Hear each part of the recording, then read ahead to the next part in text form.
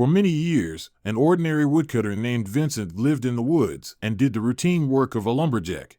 Late at night, the man heard a baby crying. Vincent decided to arm himself and headed towards the source of the sound.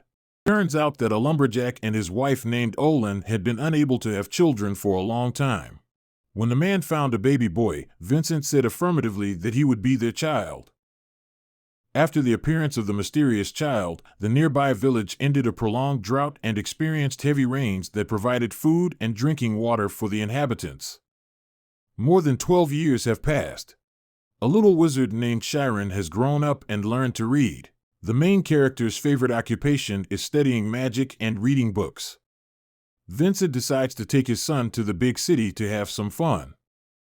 As the man went about his business, Sharon heard outside the walls as a powerful mage taught the use of magic to the children of aristocrats.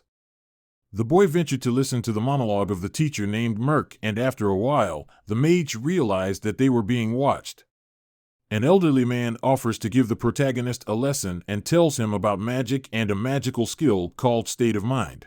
Sharon tries to use the magic technique, but he is not very good at it. Merc states that with constant study of magic and grueling training, the young man will succeed. The protagonist is greatly rejoiced by a chance meeting with an outstanding magician. Sharon hurries to his father to tell him about what happened. Unfortunately, the young man stumbles upon a group of bandits and the ill-wishers begin to bully the little boy. An aristocrat named Emma orders bandits to abuse a little boy. The protagonist activates a powerful stream of wind magic and lifts the enemies into the air. When the bandits land on the ground, many of them have broken bones. At this point, Sharon decides to run away because no one will believe him if he tells the truth. Emma also manages to escape. After this incident, the young man became disillusioned with society and realized that the world is very cruel. After a few months, Sharon continued to practice using magic. Unfortunately, the young man was not able to summon a powerful stream of wind as it turned out with the bandits. But the protagonist managed to learn how to enter the state of spirit. Sharon was once again chopping down trees and remembering what happened with the bandits. In a state of mind, the guy notices a glow inside the tree. At the moment when the protagonist hits the source of the glow with his axe, the tree instantly falls to the ground. Apparently, this move is called the Thunderstrike. This advancement in Sharon's development was noticed by the lad's father. The man was delighted with his son and decided to help him in everything. For 3 years, the protagonist has been practicing the Thunderstrike skill and utilizing the state of mind. The young man managed to reach his peak and decides to continue developing and improving his magical abilities. After another meditation and a grueling workout, Sharon returns home. Upon arrival, the boy notices a luxurious carriage of aristocrats. The boy is perplexed, but later learns that his father has found a suitable job for him. It turns out that the Argent family are famous aristocrats. The rich family's estate plans to move a huge library, which is filled with ancient books for studying fencing. The protagonist is overjoyed and sincerely thanks his father. In the end, Sharon agrees to go with the butler of the Argent family to their property.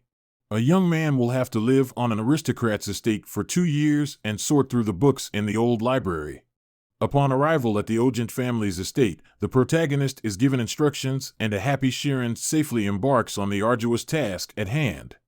It's been over 3 months since the protagonist started triage. Fortunately, Sharon is doing great at his duties. On one of the working days, suddenly, one of the estate owner's children named Ryan ran into the library. The boy asks the protagonist to hide him from the evil trainer, but Sharon gives away the location of the young swordsman. Ryan promises to avenge his servant and sets out for brutal training. After a while, Ryan returns to the protagonist and challenges him to a wooden sword duel. Sharon had no experience with swordsmanship, but in the end, the young man manages to destroy his opponent's wooden sword with a thunderbolt. Ryan is bewildered when he learns that his servant learned the technique while working as a lumberjack. A member of the Argent family schedules the next duel, which will take place in 1 month. During the month, the protagonist had time to work in the library and learn swordsmanship. In the end, Sharon once again manages to defeat Ryan with his battle tactics perfected to perfection. All members of the Argent family are brilliant and talented swordsmen. Ryan can achieve good success no matter how hard he tries. The guy realizes that his servant is very talented and offers to be his friend. All his free time, Ryan spends together with his new friend. One day, a member of the Agent family invites the protagonist to come to his palace to have fun. The friends are walking around a large room and, suddenly, Sharon hears a melody. He decides to go to the source of the sound and meets Ryan's older sister named Raina. The protagonist managed to finish his work earlier than planned. That's why Sharon had to go home. But unfortunately, the young man was detained by the head of the Agent family. Ryan's father threatens the protagonist with execution because of his close relationship with his youngest son. Raina tries to persuade her father not to do this, but the man ignores his daughter. At this moment, Ryan enters the room and states that Sharon is a true friend who is very dear to him. After these words, the protagonist's friend suggests that the head of the Agent family should have a sword fight to prove his confidence. Ryan's grandfather, named Klumpf, appears. The elderly man admires his grandson's confidence and decides to hold a trial. During the trial, Klumpf's youngest grandson decides to form a strong friendship with the protagonist through an ancient oath. Ryan becomes Sharon's personal swordsman.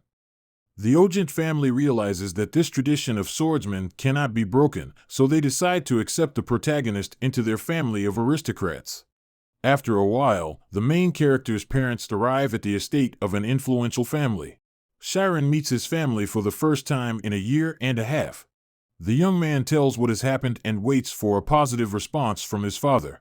At this point, Vincent becomes perplexed and begins to shout at his son. The entire Agent family enters the meeting room. The head of the family claims that Sharon's words are true. The man invites the entire family of the protagonist to a rich dinner. That same evening, Klumpf offers Vincent and Olena to adopt their child to enter the Magician's Academy. After these words, the protagonist and his family are perplexed. At this point, Sharon states that he is unable to give up his parents. Klumpf and Raina say that adopting a young talented wizard is a formality for admission to the Academy for the children of aristocrats. Despite this, Sharon refuses the Agent family. Vincent admits that the protagonist is not their biological son. The man begs the aristocrats to accept his adopted son into their family in order to provide for him financially and fulfill the young man's dream. Sharon admits that he knew about it and claims that Olena and Vincent are his real parents who raised him and taught him a lot. Klumpf and the head of the Agent family become imbued with the protagonist's story and decide to help him in every way they can without adopting him. A few days later, Ryan is forced to go to fencing school alone. Klumpf comes to see the director of the Magic Academy, who is an elderly man. It turns out to be a teacher named Mir, who taught Shiner how to use the state of mind a few years ago. Ryan's grandfather managed to negotiate with the prominent magician to get the protagonist into the Magic Academy. After a few months, the protagonist arrives at the academy, where he is met by Merc. The elderly man gives the young man a tour and takes him to the entrance test. Sharon shows excellent results and the headmaster of the academy decides to send the protagonist to the 7th grade.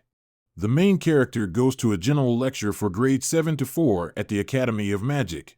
Turns out the 4th and oldest class is Amy, the girl who attacked Sharon with the bandits a few years ago.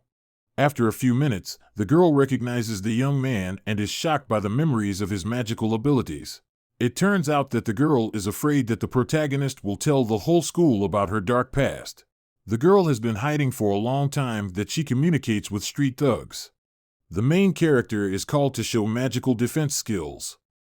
With a lot of effort, Sharon managed to do the intended and fulfill the teacher's assignment. The middle school students are shocked by the newcomer's magical abilities.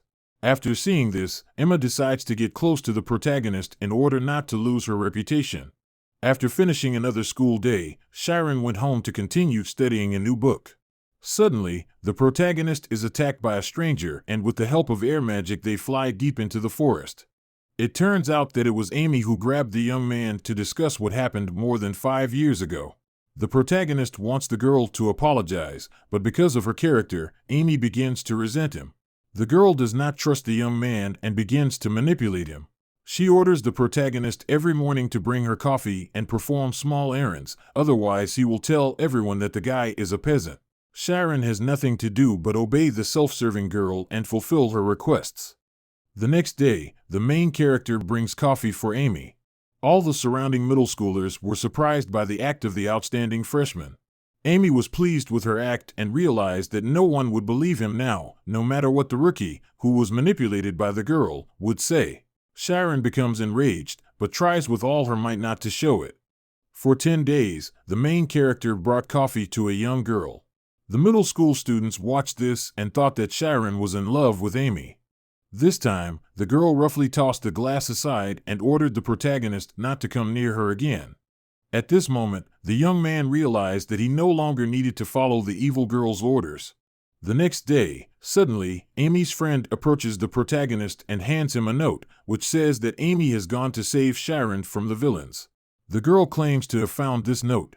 The protagonist suspects that Amy is in danger and decides, no matter what, to help the girl who recently manipulated him.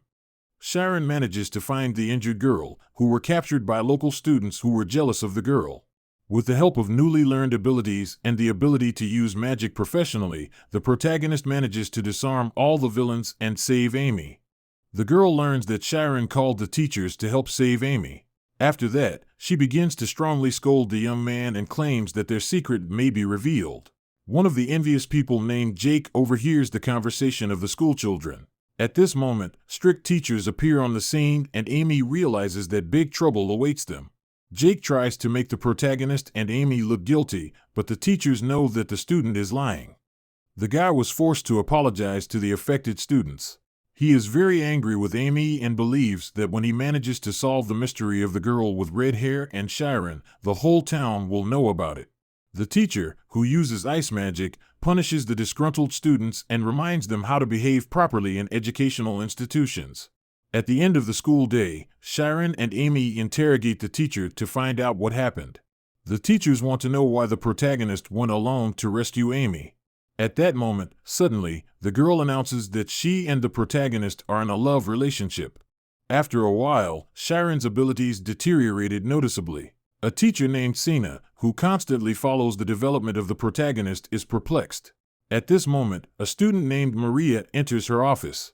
The girl tells her that because of the relationship with Amy and outstanding success, most of the students began to humiliate and envy the protagonist. That is why it is very difficult for Shinoru to concentrate on his studies. At the next teachers' meeting, Sina again suggests moving the protagonist to the 5th grade so that he can learn more difficult material. In the end, the principal decides to make a competition between the 7th grade students. Any of them can get into the 5th grade early if they pass special tests. Amy learns that Sharon is being bullied by his classmates. At night of the same day, the girl sneaks into the men's dormitory and gets into the room of the protagonist to support him. At that moment, Amy meets Shin. The girl was puzzled, but the teacher informed her that she came to give some advice for the exam for transfer to the 5th grade of middle school for the young man. Sina and Amy offered to provide their help in learning teleportation, which will be tested during the exam, but the protagonist quickly refuses the girl's offers. For a month, Sharon studied teleportation hard and practiced using it. Finally, the day of the exam has come, but the protagonist was not at the training camp. Suddenly, Sharon regains consciousness on the training ground and rushes to the exam. Fortunately for the protagonist, the young man manages to make it before the test begins. After passing all the cruel and grueling tests, the protagonist managed to improve his teleportation skills during the exam and successfully complete the test.